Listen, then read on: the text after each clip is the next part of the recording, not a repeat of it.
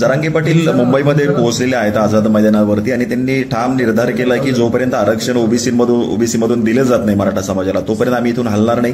तुम्ही जेलमध्ये टाका, काहीही करा, जोपर्यंत गुलाल अंगावर घेत नाही तोपर्यंत इथून उठणार नाही.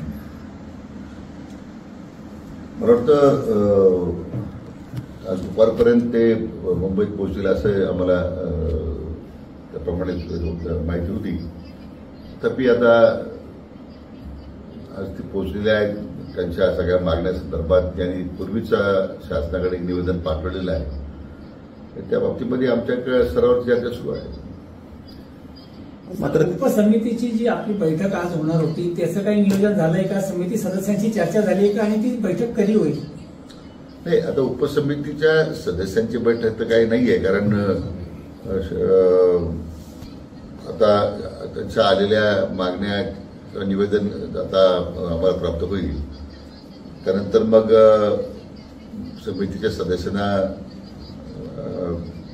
तुम्ही बोलावण्यामध्ये मग त्यानंतर ठरवू आपण बैठक कधी घ्यायची, आज घ्यायची, उद्या घ्यायची. परंतु वेळोवेळी मी हे सांगत आलेलो आहे की सरकारला पूर्ण सहानुभूती त्यांच्या मागण्यांबद्दल आहे. मी कालही सांगितलं की हा प्रतिष्ठेचा प्रश्न शासनाने कधीच केला नाही.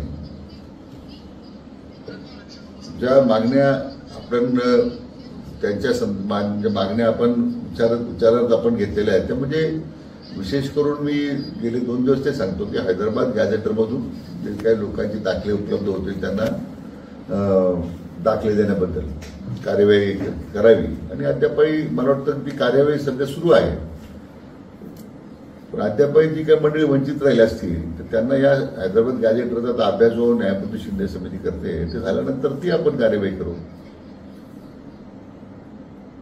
बाकीच्या ज्या गोष्टी आहेत साधारण त्यांच्या मागण्यासंदर्भात त्यांनी आता मी काही ते पाहिलं नाही, परंतु आता त्यांचं आज नव्यानं काही निवेदन असेल शासनाला प्राप्त होईल त्याच्यानंतर मग त्याच्यावर भाष्य करणं उचित आहे. जरांगे पाटलांशी किंवा त्यांच्या सहकार्यांशी तुमची काही चर्चा झाली आहे का? आणि सरकारच्या वतीने आपण चर्चेसाठी तुम्ही किंवा कोणी जाणार आहात का आज? काही अशी शक्यता नाही. आता असं आहे की मुंबईला ते पोहोचलेले आहेत. त्यांच्या सहकार्यांशी काही चर्चा करायची आवश्यकता असेल तर आपण निश्चित करू, कारण चर्चेतूनच मार्ग निघू शकतो.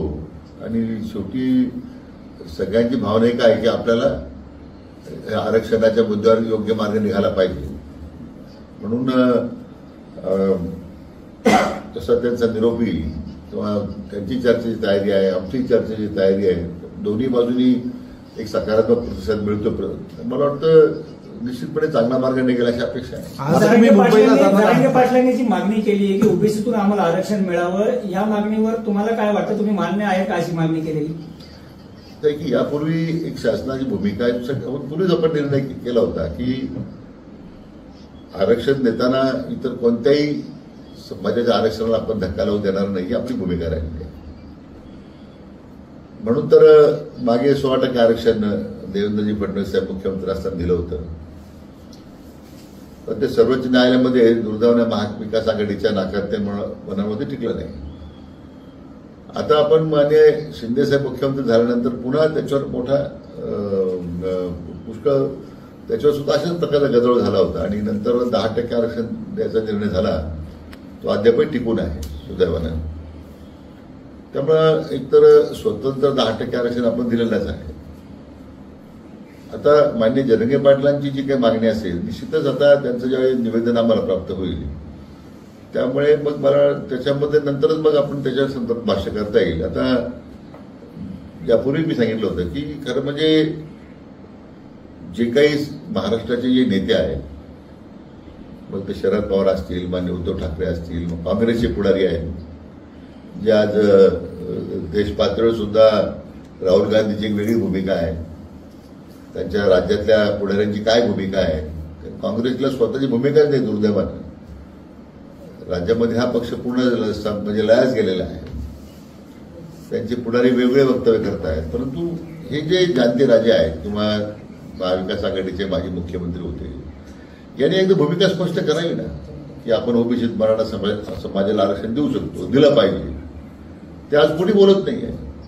मला वाटतं प्रश्नाचं राजकारण करण्यापेक्षा एक स्पष्ट भूमिका त्यांनी मांडण्याची आवश्यकता आहे. आणि म्हणून मी म्हटलं की एकदा माननीय जरंगे पाटलांचं एकदा निवेदन आलं की ते अजून माझ्याकडे आलं नाहीये, पण जे प्राप्त झालं होतं त्यामध्ये हैदराबाद गॅजेटरचा मुद्दा होता, तेव्हा मी त्याच्यावर कारवाई सुरू आहे. सगळे सोयरे जे आहेत त्यांचा जो मुद्दा आहे त्यांना फायदे मिळावेत त्याची आता कायदेशीर प्रक्रिया काय करता येईल म्हणून त्याच्यावर विचारविनिमय सुरू आहे. ज्या दंगलीमध्ये विशेष आंदोलनात मृत्युमुखी पडलेल्या लोकांना सानुकूल अनुदान द्यायचा निर्णय झाला ते आपण वितरित केले. नोकऱ्या देण्याची प्रक्रिया सुरू आहे. मला वाटतं आपण नेहमीच ह्या आंदोलन करणारे जे मंडळी आहेत किंवा जरंगे पाटलांच्या भूमिकेचा नेहमीच आपण आदर केलेला आहे. पण आता प्रत्यक्ष चर्चा जेव्हा होईल मला वाटतं त्यानंतरच काही मार्ग निघू शकेल असं मला वाटतं. ओके.